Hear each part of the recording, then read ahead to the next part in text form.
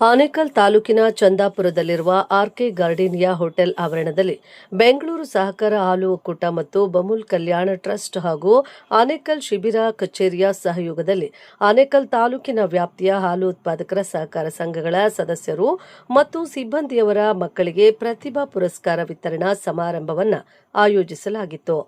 ಇನ್ನು ಶಿಕ್ಷಣ ಕ್ಷೇತ್ರದಲ್ಲಿ ಉತ್ತಮ ಸಾಧನೆ ಮಾಡಿದ ಸುಮಾರು 200ಕ್ಕೂ ಹೆಚ್ಚು ವಿದ್ಯಾರ್ಥಿಗಳಿಗೆ ಪ್ರತಿಭಾ ಪುರಸ್ಕಾರ ವಿತರಣೆ ಮಾಡಲಾಯಿತು.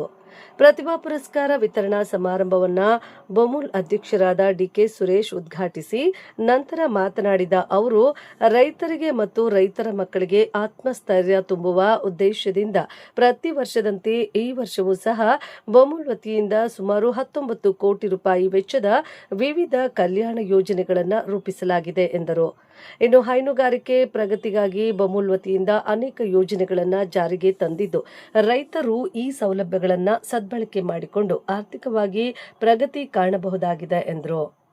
ಈ ವೇಳೆ ಬಮೂಲ್ ನಿರ್ದೇಶಕರಾದ ಆರ್ಕೆ ರಮೇಶ್ ರವರು ಮಾತನಾಡಿ, ಡಿಕೆ ಸುರೇಶ್ ಬಮೂಲ್ ಅಧ್ಯಕ್ಷರಾದ ಕ್ಷೀರ ಕ್ರಾಂತಿಯೇ ಪ್ರಾರಂಭವಾಗಿದೆ ಎಂದರೆ ತಪ್ಪಾಗಲಾರದು ಎಂದರು. ಡಿಕೆ ಸುರೇಶ್ ಅವರು ಬಮೂಲ್ ವತಿಯಿಂದ ಅನೇಕ ಯೋಜನೆಗಳನ್ನು ಜಾರಿಗೆ ತರುವ ಮೂಲಕ ರೈತರ ಅಭಿವೃದ್ಧಿಗೆ ಹೆಚ್ಚು ಗಮನ ಹರಿಸಲಾಗಿದೆ ಎಂದರು. ಇನ್ನು ರೈತರು ಸಾಕಷ್ಟು ಸಮಸ್ಯೆಗಳನ್ನು ಅನುಭವಿಸುತ್ತಿದ್ದು, ರಾಜ್ಯ ಸರ್ಕಾರ ಕೂಡಲೇ ಹಾಲಿನ ಬೆಲೆಯನ್ನು ಏರಿಕೆ ಮಾಡಬೇಕು ಎಂದರು. ಜೊತೆಗೆ ಹಾಲು ಉತ್ಪಾದಕರು ಸಹ ಡೈರಿಗಳಿಗೆ ಗುಣಮಟ್ಟದ ಹಾಲನ್ನು ಪೂರೈಕೆ ಮಾಡಬೇಕು ಎಂದು ಮನವಿ ಮಾಡಿದರು. ಇದೇ ಸಂದರ್ಭದಲ್ಲಿ 2024-25ನೇ ಸಾಲಿನ ಅತ್ಯುತ್ತಮ ಹಾಲು ಉತ್ಪಾದಕರ ಸಹಕಾರ ಸಂಘಗಳ ಮೊದಲನೇ ಬಹುಮಾನವನ್ನು ಹೆನ್ನಾಗರ ಹಾಲು ಉತ್ಪಾದಕರ ಸಹಕಾರ ಸಂಘದ ಅಧ್ಯಕ್ಷ ಹೆನ್ನಾಗರ ಶಿವರಾಜ್ ಮತ್ತು ಅವರ ಸಂಘದವರು ಪಡೆದುಕೊಂಡರು. ಹಾಗೂ ಎರಡನೇ ಬಹುಮಾನವನ್ನು ಆದಿಗೊಂಡನಹಳ್ಳಿ ಹಾಲು ಉತ್ಪಾದಕರ ಸಹಕಾರ ಸಂಘವು ಪಡೆದುಕೊಂಡಿತ್ತು. ಇನ್ನು ಮೂರನೇ ಬಹುಮಾನವನ್ನು ಮರುಸೂರು ಇಂದ್ರನಗರ ಹಾಲು ಉತ್ಪಾದಕರ ಸಹಕಾರ ಸಂಘವು ಪಡೆದುಕೊಂಡಿತ್ತು. ಹಾಗೆಯೇ ಉತ್ತಮ ಸಿಬ್ಬಂದಿಗಳು, ಉತ್ತಮ ಕೃತಕ ಗರ್ಭಧಾರಣ ಕಾರ್ಯಕರ್ತರು ಮತ್ತು ಅತಿ ಹೆಚ್ಚು ಹಾಲು ಸರಬರಾಜು ಮಾಡಿರುವ ಹಾಲು ಉತ್ಪಾದಕರಿಗೆ ಸನ್ಮಾನಿಸಲಾಯಿತು. ಈ ಕಾರ್ಯಕ್ರಮದಲ್ಲಿ ಬಮೂಲ್ ನಿರ್ದೇಶಕರಾದ ರಾಮನಗರ ನಾಗರಾಜ್, ಚನ್ನಪಟ್ಟಣದ ಲಿಂಗೇಶ್ ಕುಮಾರ್, ಬಿಜೆ ಆಂಜಿನಪ್ಪ, ಮರುಸೂರು ಭಾರ್ಗವ್ ರೆಡ್ಡಿ, ಹಾಪ್ಕಾಮ್ಸ್ ಬಾಬುರೆಡ್ಡಿ, ಬೇಗೂರು ಆಂಜಿನಪ್ಪ, ಗುಡ್ಡಹಟ್ಟಿ ರಘುಪತಿ ಗೌಡ, ಬೊಮ್ಮಸಂದ್ರ ಲಿಂಗಣ್ಣ, ದೊಡ್ಡಹಾಗಡೆ ಹರೀಶ್ ಗೌಡ, ಬಮೂಲ್ ಟ್ರಸ್ಟ್ನ ಶ್ರೀಧರ್ ಮಧುಸೂದನ್, ಆನೇಕಲ್ ಶಿಬಿರ ಕಚೇರಿಯ ವ್ಯವಸ್ಥಾಪಕರಾದ ನಾಗೇಂದ್ರ, ಉಪವ್ಯವಸ್ಥಾಪಕರಾದ ಡಾ ಸಿಜಿ ಸುರೇಶ್ ಮತ್ತು ಆನೇಕಲ್ ಶಿಬಿರದ ಸಿಬ್ಬಂದಿ ವರ್ಗದವರು, ತಾಲೂಕು ಡೈರಿಗಳ ಅಧ್ಯಕ್ಷರು ಮತ್ತು ಹಾಲು ಉತ್ಪಾದಕರು ಹಾಗೂ ವಿದ್ಯಾರ್ಥಿಗಳು ಭಾಗವಹಿಸಿದರು.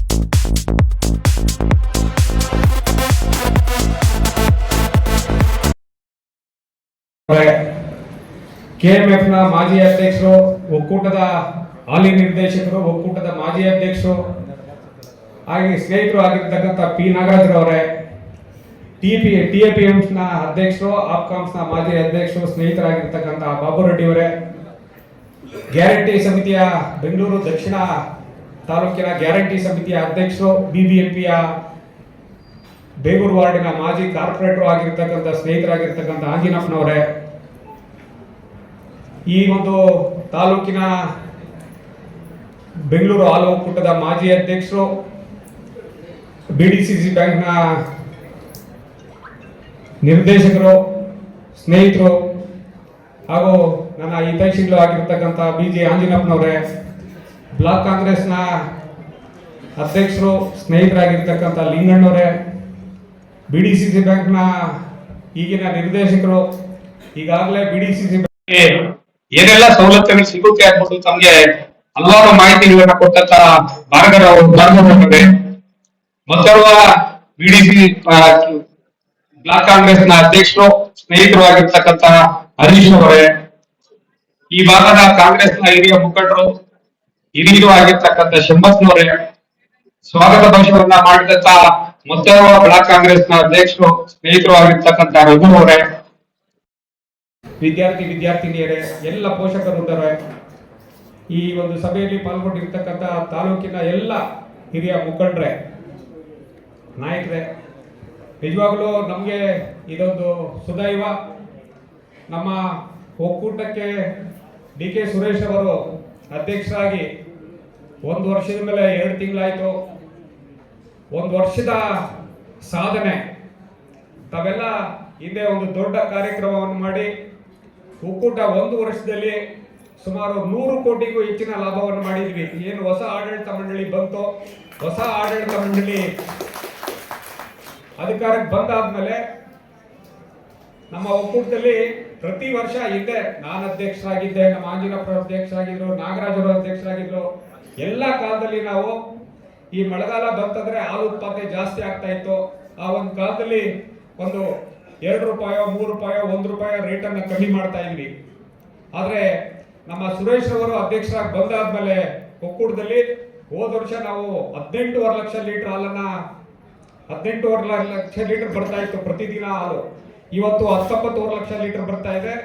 19,90,000 ಲೀಟರ್ಗೂ ಸಹ ಈ ಸಾರಿ ನಮ್ಮ ಬೆಂಗಳೂರು ಹಾಲು ಒಕ್ಕೂಟದ ಹಾಲು ಹೋಗಿತ್ತು. ಅಂದ್ರೆ ಹಾಲು ಉತ್ಪಾದನೆಯನ್ನ ಜಾಸ್ತಿ ಮಾಡಬೇಕು, ರೈತರ ಒಂದು ಆರ್ಥಿಕ ಬೆಳವಣಿಗೆಯನ್ನ ಜಾಸ್ತಿ ಮಾಡಬೇಕು ಅಂದ್ಬಿಟ್ಟು ಅವ್ರದೇ ಆದ ಒಂದು ಕಾರ್ಯಕ್ರಮಗಳನ್ನ ಹಾಕೊಂಡು ಅದರ ಒಂದು ಮುನ್ನುಡಿಗೆ ಒಂದು ಪ್ರಗತಿಯನ್ನ ಬರೀತಾ ಇದ್ದಾರೆ.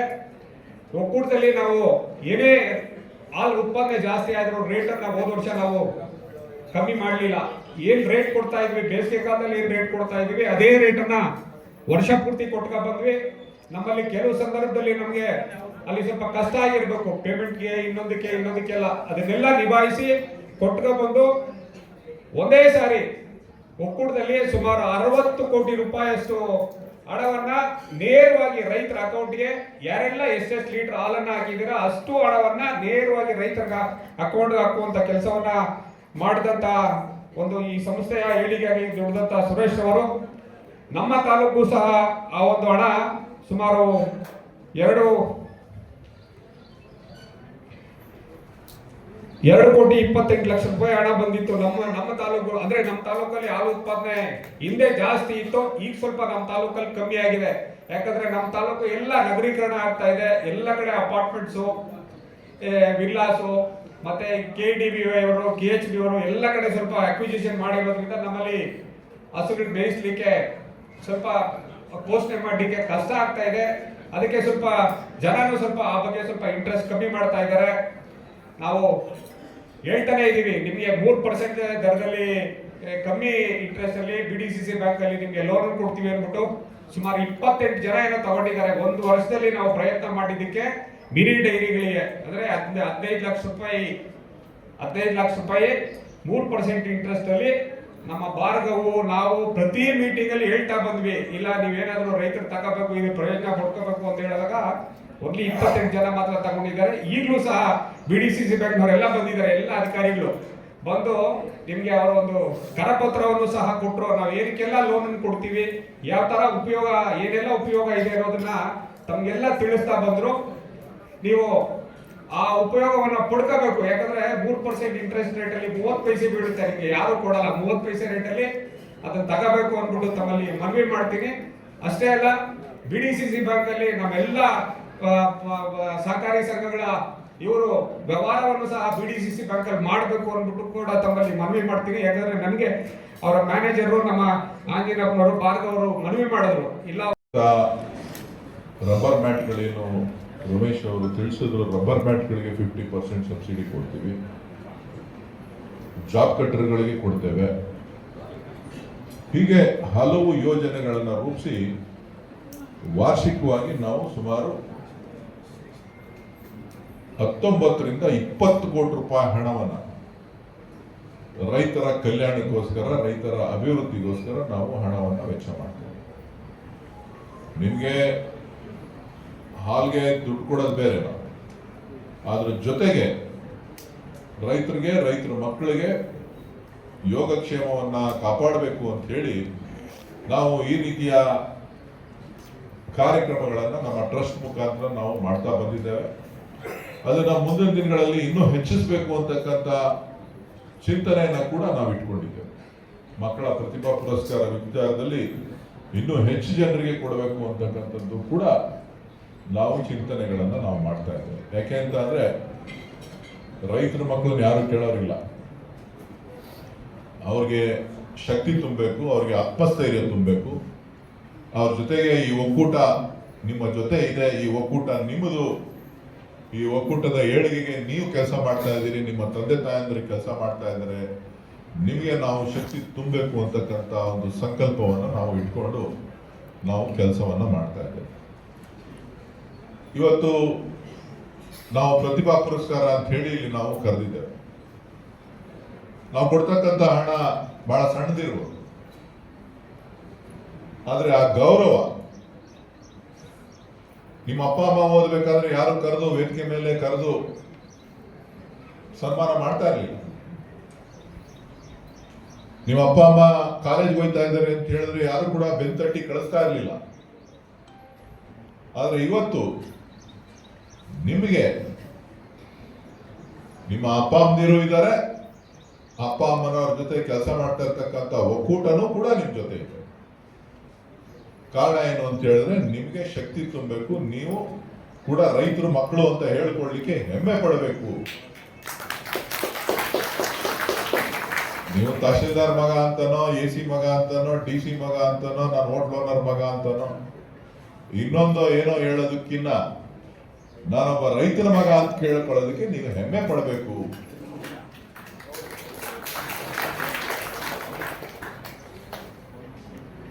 ನೀವು ಅದನ್ನ ಬಿಟ್ಟು ಅಯ್ಯೋ ನಾವು ವ್ಯವಸಾಯ ಮಾಡ್ತೀವಿ, ನಾವು ರೈತರ ಮಕ್ಕಳು, ನಮ್ಗೆ ಯಾರು ಹೆಣ್ಣು ಕೊಡೋದಿಲ್ಲ, ಹೆಣ್ಣು ಕೊಡದೇ ಇರ್ಬೋದು, ಆದರೆ ನಿಮ್ಮ ಸ್ವಾಭಿಮಾನಕ್ಕೆ ಯಾರು ಕೂಡ ಧಕ್ಕೆ ತರಲಿಕ್ಕೆ ಸಾಧ್ಯ ಇಲ್ಲ. ರೈತರ ಸ್ವಾಭಿಮಾನಕ್ಕೆ ಯಾರು ಕೂಡ ಧಕ್ಕೆ ತರಲಿಕ್ಕೆ ಸಾಧ್ಯ ಇಲ್ಲ. ಅದನ್ನ ತಾವು ಅರ್ಥ ಮಾಡ್ಕೋಬೇಕು. ನೀವು ಯಾವತ್ತೂ ಕೂಡ ಅನ್ನದಾತ್ರೆ ಹೊರತು ಬೇರೆಯವರಲ್ಲ. ಅದನ್ನ ಯಾರು ಕಸಿಲಿಕ್ಕೆ ಸಾಧ್ಯ ಇಲ್ಲ. ಯಾರು ಕಸಲಿಕ್ಕೆ ಆಗತ್ತಾ? ಇವತ್ತು ಅಂತ ಒಂದು ಸ್ಥಾನದಲ್ಲಿ ನಿಮ್ಮ ತಂದೆ ತಾಯಂದಿರು ಕೂತಿದ್ದಾರೆ, ನಿಮ್ಮ ಪೋಷಣೆಯನ್ನ ಮಾಡ್ತಾ ಇದ್ದಾರೆ. ನಿಮ್ಮ ಪೋಷಣೆಯನ್ನ ಮಾಡುವಂತ ಸಂದರ್ಭದಲ್ಲಿ ನಿಮಗೆ ನಾವು ಗೌರವವನ್ನು ಸಲ್ಲಿಸಬೇಕು ಅಂತ ಹೇಳಿ ಈ ಒಂದು ಸಣ್ಣ ಪ್ರತಿಭಾ ಪುರಸ್ಕಾರ ಕಾರ್ಯಕ್ರಮವನ್ನು ನಾವು ಹಮ್ಮಿಕೊಂಡಿದ್ದೇವೆ. ನಾನಾದ್ರೂ ತಮ್ಗೆ ಹೇಳ್ತಕ್ಕಂಥದ್ದು ಇಷ್ಟೇ, ಜೀವನದಲ್ಲಿ ಸವಾಲಿಲ್ಲ ಅಂತ ತಿಳ್ಕೊಳ್ಬೇಡಿ. ಜೀವನದಲ್ಲಿ ಸವಾಲಿದೆ. ನೀವು ಇಂಜಿನಿಯರ್ ಆದ್ರೂ ಸವಾಲಿದೆ, ಡಾಕ್ಟರ್ ಆದ್ರೂ ಸವಾಲಿದೆ, MBA ಮಾಡಿದ್ರು ಸವಾಲಿದೆ. ನೀವು ಕಂಪ್ಯೂಟರ್ ಮುಂದೆ ಕೂತ್ಕೊಂಡು ನೀವು ಸಾಫ್ಟ್ವೇರ್ ಕಂಪ್ನಿನಲ್ಲಿ ಹೋಗಿ ಕೆಲಸ ಮಾಡಿದ್ರು ಕೂಡ ಸವಾಲಿದೆ. ಸವಾಲಿಲ್ಲ ಅಂತ ಅನ್ಕೊಳಕ್ ಹೋಗ್ಬೇಡಿ. ಡಾಕ್ಟರ್ ಆಯ್ತು ಅಂತ ಅಂದ್ರೆ ಡಾಕ್ಟರ್ಗೆ ಸವಾಲಿಲ್ಲ ಅಂತ ತಿಳ್ಕೊಳಕ್ ಹೋಗ್ಬೇಡಿ. ಡಾಕ್ಟರ್ಗೂ ಕೂಡ ಸವಾಲಿದೆ. ಯಾವ ಟೈಮಲ್ಲಿ ಯಾವತ್ತಲ್ಲಿ ಕರೀತಾರೋ, ಒಂದು ಆಪರೇಷನ್ ಫೇಲ್ ಆಯ್ತು ಅಂತ ಅಂದ್ರೆ ಪೇಷಂಟ್ ಕಡೆಯವ್ರು ಬಂದು ಶಾಪ ಹಾಕ್ತಾರೆ, ನಿಮ್ಮ ಮೇಲೆ ಗಲಾಟೆ ಮಾಡ್ತಾರೆ. ಅಧಿಕಾರಿಯಾಗಿ ಕೆಲಸ ಮಾಡ್ತಾ ಇರ್ತೀರಿ. ಅಧಿಕಾರಿಯಾಗಿ ಕೆಲಸ ಮಾಡ್ಬೇಕಾದ್ರೆ ಎಲ್ಲರನ್ನೂ ಕೂಡ ಸಮಾಧಾನ ಮಾಡ್ಲಿಕ್ಕೆ ಸಾಧ್ಯ ಇಲ್ಲ. ಅಲ್ಲೂ ಕೂಡ ಬಂದು ನಿಮ್ಮ ಮೇಲೆ ಗಲಾಟೆ ಮಾಡ್ತಾರೆ, ಅಲ್ಲೂ ಕೂಡ ನಿಮ್ಮ ಮೇಲೆ ಒತ್ತಡ ಇರ್ತದೆ. ಯಾವ್ದ್ರಲ್ಲಿಲ್ಲ ಒತ್ತಡ? ನಿಮ್ಮ ಜೀವನದಲ್ಲಿ ಪ್ರತಿಯೊಂದು ಹಂತದಲ್ಲೂ ಕೂಡ ಸವಾಲಿದೆ, ಪ್ರತಿಯೊಂದು ಕೆಲಸದ ಮೇಲೂ ಒತ್ತಡ ಮಾಡೋ ಸಂದರ್ಭದಲ್ಲೂ ಕೂಡ ಒತ್ತಡ ಇದೆ. ಆದ್ರೆ ನೀವು ಧೈರ್ಯವಾಗಿ ಎಲ್ಲಿ ಕೆಲಸ ಮಾಡ್ಬೋದು ಅಂತ ಅಂದ್ರೆ, ಒಬ್ಬ ರೈತರಾಗಿ, ರೈತರ ಮಕ್ಕಳಾಗಿ, ನಾವು ರೈತರು ಅಂತ ಹೇಳ್ಕೊಂಡು ನಿಮ್ ಕೆಲಸವನ್ನ ನೀವು ದುಡಿದು ನೀವು ಇನ್ನೊಬ್ರಿಗೆ ಅನ್ನವನ್ನ ಕೊಡ್ತಕ್ಕಂತ ಒಂದು ಜವಾಬ್ದಾರಿ ಇದೆಯಲ್ಲ, ಅದು ಬೇರೆಯವ್ರು ಯಾರ ಕೈಲೂ ಸಾಧ್ಯ ಇಲ್ಲ.